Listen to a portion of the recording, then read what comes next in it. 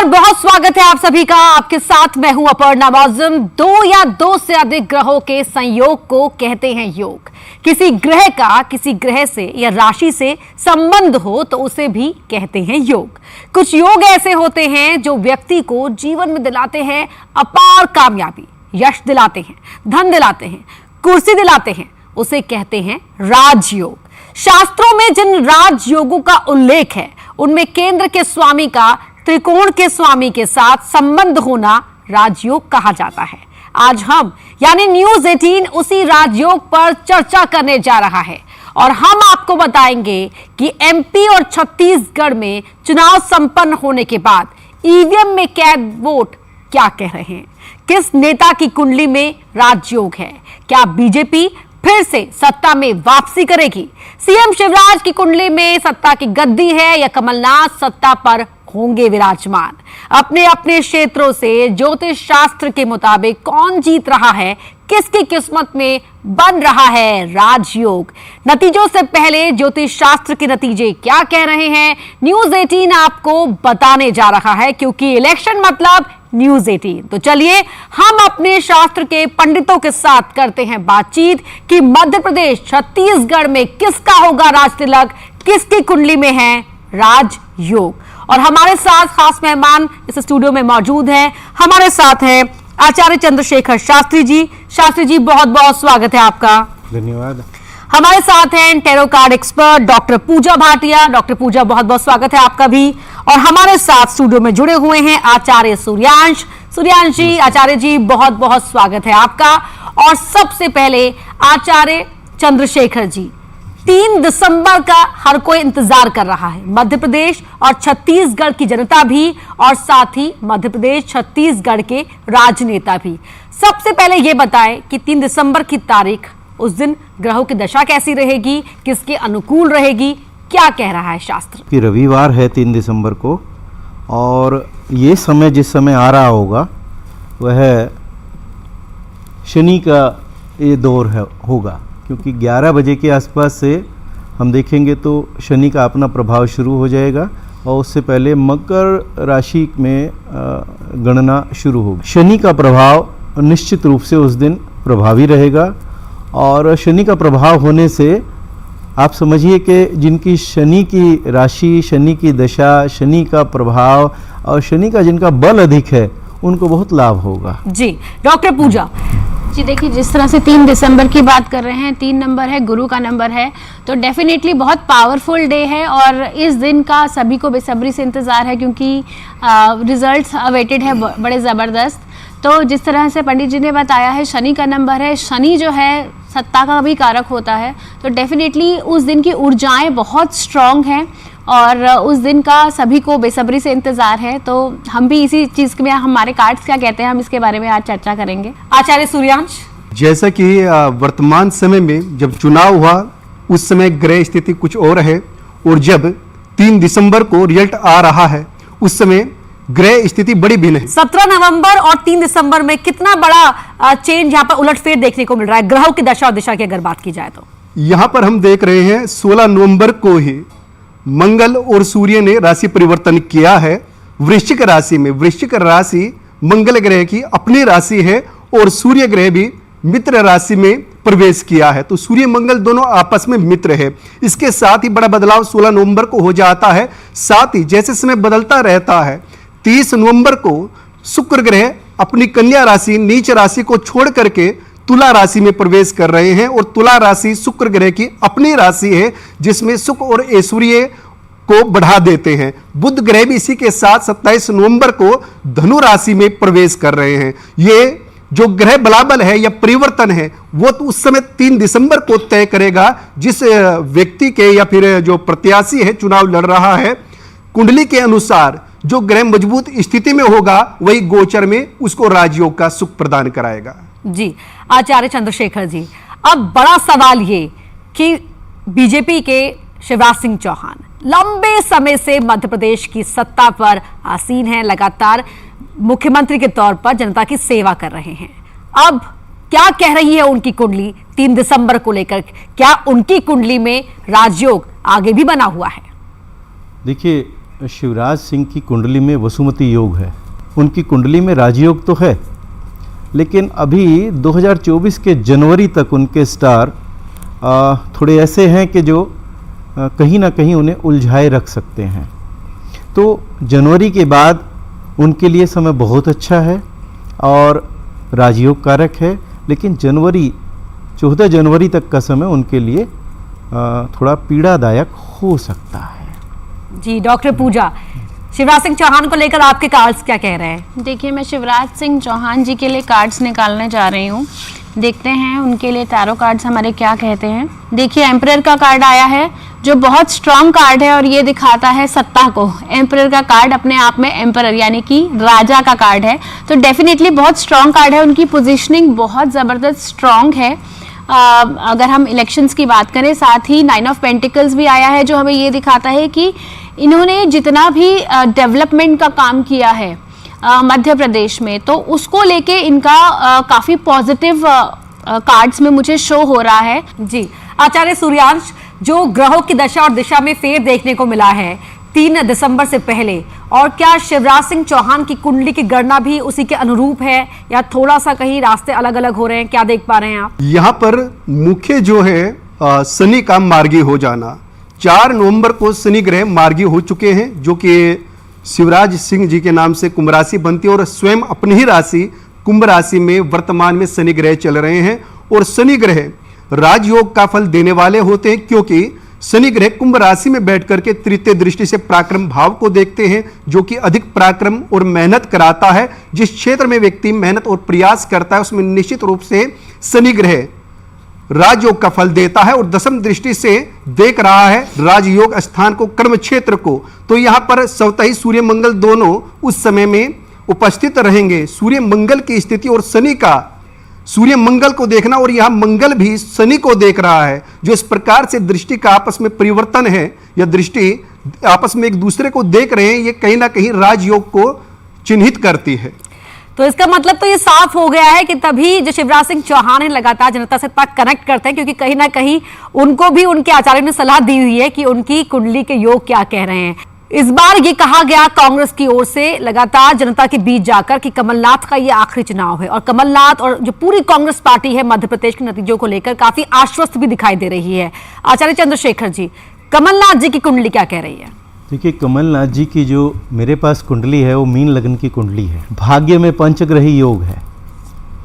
वैसे भी उनकी बुध की महादशा है और बुध की महादशा में शुक्र का अंतर इस समय उनका चल रहा है, तो उनको प्रबल राजयोग की संभावना मुझे लगती है प्रथम पंक्ति में प्रथम पद पर आने की स्थिति में हो सकते हैं।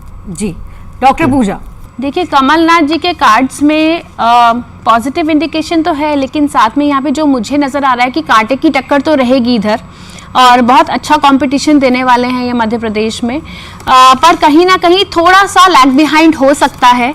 कंपटीशन काफ़ी टफ देंगे और काफ़ी हद तक इनके बहुत अच्छे, जैसे कहते हैं ना हम, सीट्स भी इनकी काफ़ी अच्छी आएंगी। शिवराज जी के साथ इनका कंपैरिजन करूं तो शिवराज जी के जो कार्ड्स हैं वो ज़्यादा स्ट्रॉन्ग दिख रहे हैं, ज़्यादा इन्फ्लुएंसिंग दिख रहे हैं। दोनों का कंपैरिजन देखा जाए तो शिवराज जी के ज़्यादा स्ट्रॉन्ग है, लेकिन यहाँ पे इनका भी जैसे कहते हैं ना कि तख्ता पलट और काफ़ी स्ट्रॉन्ग इंडिकेशन नज़र आ रहा है। तो इनके जो सीट्स आएंगी वो काफ़ी अच्छी आती दिख रही हैं और बहुत टफ कंपटीशन देते हुए नजर आ रहे हैं कमलनाथ जी। जी आचार्य सूर्यांश, क्या ऐसा है कमलनाथ जी की कुंडली में कि जो उनको रेस में आगे रख सकता है, या उनकी कुंडली के ऐसे अच्छे योग क्या है जो उन्हें लगातार प्रबल दावेदार बनाए हुए हैं? कमलनाथ जी की कुंडली भी कमजोर नहीं है, क्योंकि इनके कार्य क्षेत्र दशम भाव में राहु विद्यमान है और राहु राजनीति या फिर कह सकते हैं कूटनीति के गुरु होते हैं। यहाँ राहु का जो प्रतीक चिन्ह वो ध्वज है और दशम भाव में राहु बैठ करके उस ध्वज को लहरा रहा है, तो यहाँ पर कहीं ना कहीं राजयोग राहु भी फल देने का प्रयास करेंगे, क्योंकि भाग्य क्षेत्र में शनि विद्यमान है अपनी कुंभ राशि में और षष्ठ भाव में सूर्य मंगल की युति अपने प्रतिद्वंदी को हराने का प्रयास करेंगे। तो यहां पर इनके ग्रह भी मजबूत स्थिति में बने हुए हैं। मध्य प्रदेश की गणना क्या कहती है, या वहां की जनता के लिए अगले आने वाले 5 साल कैसे रहने वाले हैं, ये भी कोई गणना होती है आचार्य चंद्रशेखर जी? हाँ, ये गणना होती है। मेदनीय ज्योतिष से राज्यों की कुंडली पर गणना होती है। अभी जो चुनाव लड़ा जा रहा है, अभी ये है तो राज्यों के चुनाव, लेकिन इसके मूल में केंद्र सरकार को देखना पड़ रहा है। 2024 का जो चुनाव है लोकसभा का, उसमें भारतीय जनता पार्टी को अधिक लाभ मिलने की आशा है।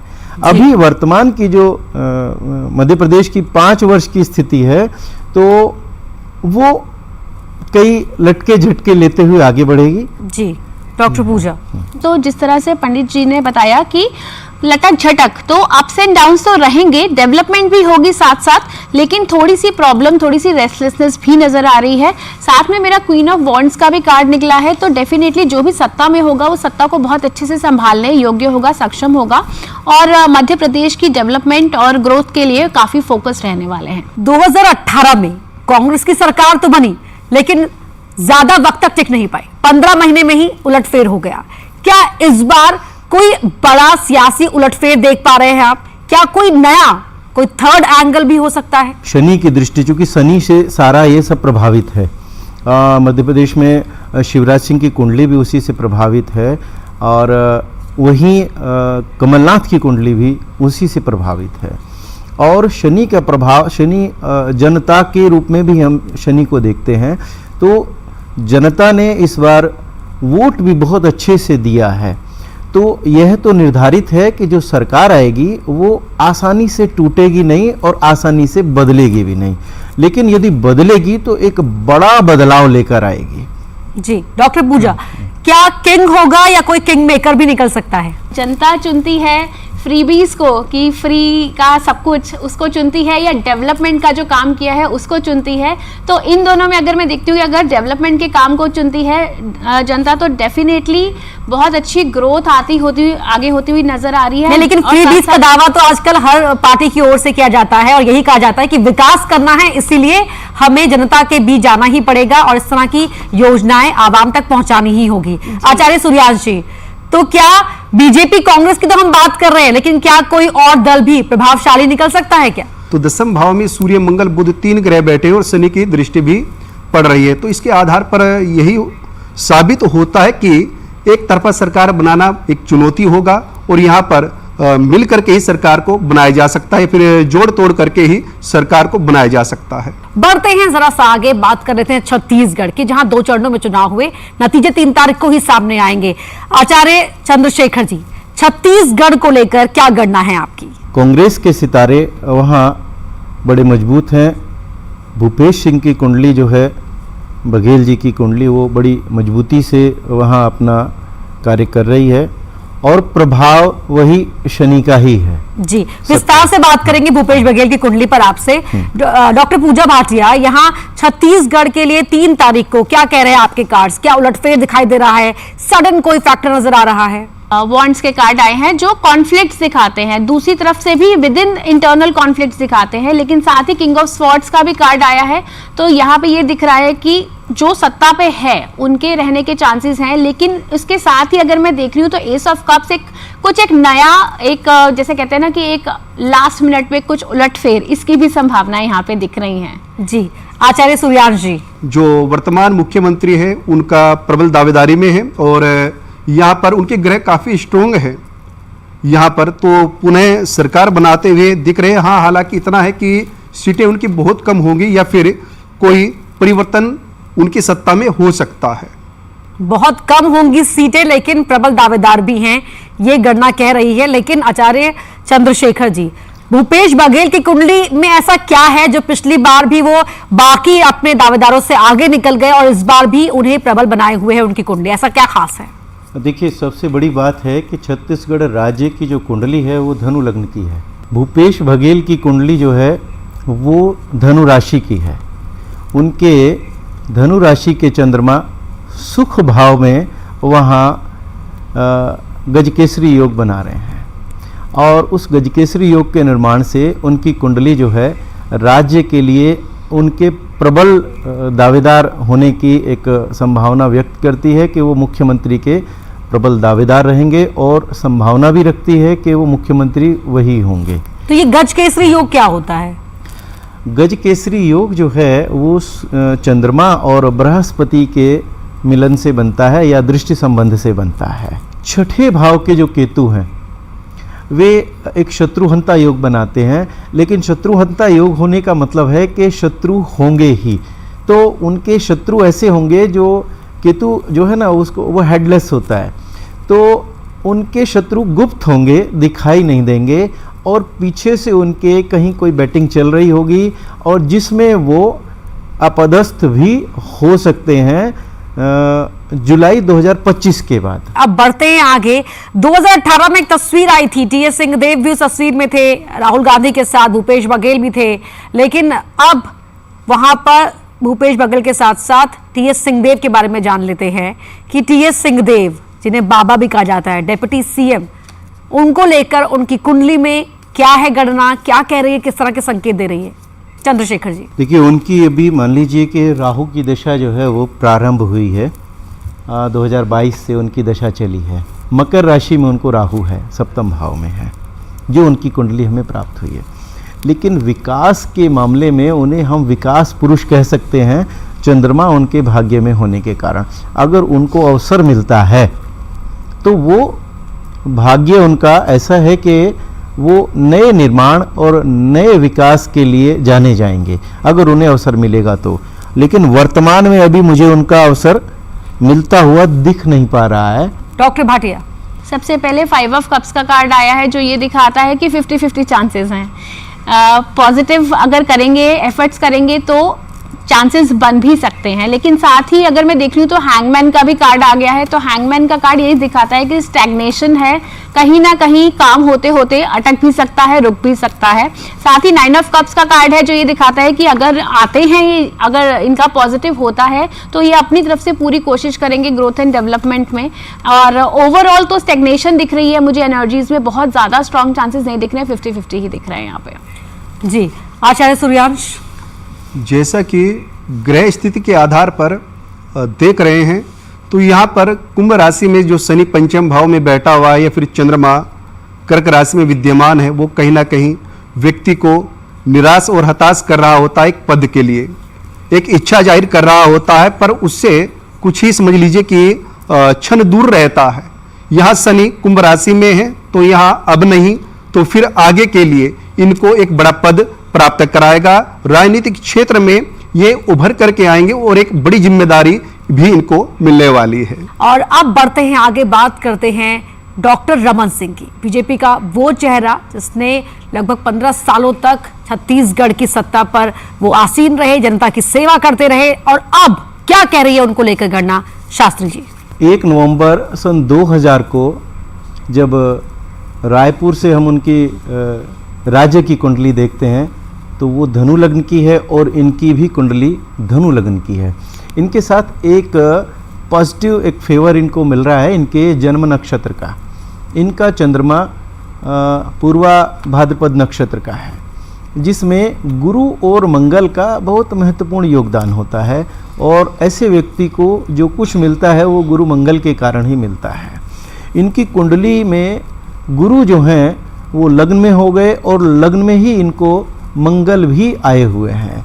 तो धनु राशि के मंगल इनको नए नए प्रयोग करने का अवसर देते हैं और वो उन नए प्रयोगों से छा जाने वाली स्थिति में रहते हैं। भूपेश बघेल और डॉक्टर रमन सिंह की अगर कुंडली को हम कंपैरेटिवली देखते हैं तो ये इतनी भयंकर टक्कर की कुंडली है कि इनमें से कौन मुख्यमंत्री कब हो जाए बड़ा सामान्य कथन नहीं होगा, असामान्य कथन होगा। जी हाँ। तो डॉक्टर पूजा, डॉक्टर रमन सिंह को लेकर क्या कह रहे हैं आपके कार्ड? कंपटीशन तो ये टफ देने वाले हैं डेफिनेटली, और कॉन्फ्लिक्टिंग सिचुएशन काफ़ी रहेगी, 50-50 की सिचुएशन रहेगी। शुरुआत में ऐसा लगेगा कि शायद चांसेस कम हैं, लेकिन किसी तरीके से जोड़ तोड़ से यहाँ पे मुझे बाद में पलटफेर होता हुआ दिख रहा है, क्योंकि साथ ही मेरा किंग ऑफ पेंटिकल्स भी आया है। किंग ऑफ पेंटिकल्स भी सत्ता का दिखाता है, तो डेफिनेटली कुछ ना कुछ यहाँ पे आप बोलिए कि इंटरनल लास्ट मिनट पे उलटफेर ये दिखा रहा है। और साथ ही किंग ऑफ पेंटिकल्स कुछ ना कुछ प्रॉमिस तो दिखा रहा है कि पॉजिटिव इंडिकेशन है। मे बी शुरुआती दौर में हमें ऐसा लगे कि नहीं बन पाएंगे, लेकिन लास्ट मिनट में कुछ चेंजेस होते हुए दिख रहे हैं और इनके पॉजिटिव इंडिकेशंस आ रहे हैं। जी, आचार्य सूर्यांश जी, जो अभी दशा चल रही है ग्रहों की, और डॉक्टर रमन सिंह की कुंडली में ऐसे कौन से ग्रह हैं जिनका आपसी कोऑर्डिनेशन बहुत अच्छा उनके लिए हितकारी साबित हो सकता है, या कोई खास योग या ऐसी कोई संकेत जो उनके हित में नहीं जा रहे हो? राहु षष्ठ भाव में बैठ करके चंद्रमा को देख रहा है। चंद्रमा मन का कारक होता है, तो राहु की दृष्टिगत जब चंद्रमा पर पड़ती है तो व्यक्ति कहीं ना कहीं मन से परेशान होता है, अपने उस कार्य से परेशान होता है जिसकी वह इच्छा करता है या फिर उसमें कार्यरत रहता है। तो यहाँ इस समय थोड़ा परेशानियां रहेंगी, मेहनत परिश्रम अधिक करना पड़ेगा, लोगों के बीच जाना पड़ेगा, संघर्ष का समय है और संघर्ष उनको करना चाहिए। हालांकि पंचम भाव में शनि कुंभ राशि में विद्यमान है, तो यहाँ एक तरीके से समाज का या फिर पब्लिक का काफी सहयोग भी मिलता है और व्यक्ति इसी आधार पर, शनि के आधार पर भी आप देखते हैं कि वर्तमान जो समय की स्थिति है वह बदलेगी और अच्छा समय भी आएगा। और एक तरीके से जैसे अंधकार को छांट करके सूर्य उदय होता है, उसी प्रकार से रमन सिंह जी भी चमकते हुए सितारे की तरीके से बाहर आएंगे। जी, छत्तीसगढ़ की कुंडली में, या कहें कि इसकी सियासी कुंडली में, क्या यहां पर भी कोई तीसरा फैक्टर आपको दिखाई दे रहा है शास्त्री जी? राहु की दृष्टि को देखते हैं तो यहाँ जैसा अभी सूर्यांश जी ने बताया कि चंद्रमा पर जो गोचर में दृष्टि उस पर आ रही है, तो यह एक रासायनिक परिवर्तन की तरह काम करता है। जो भी एक विस्फोटक स्थिति बनती है वो बनेगी तो अवश्य, लेकिन सत्ता इन दो के बीच ही कहीं रहेगी। तीसरा व्यक्ति यहाँ आने की संभावनाएं कम दिखती हैं। जी, डॉक्टर पूजा। बिल्कुल ऑलमोस्ट बराबर के ही कार्ड्स आ रहे हैं। एक जगह हैंगमैन आया है, एक जगह डेथ आया है, तो डेफिनेटली कांटे की टक्कर तो मुझे दिख ही रही है।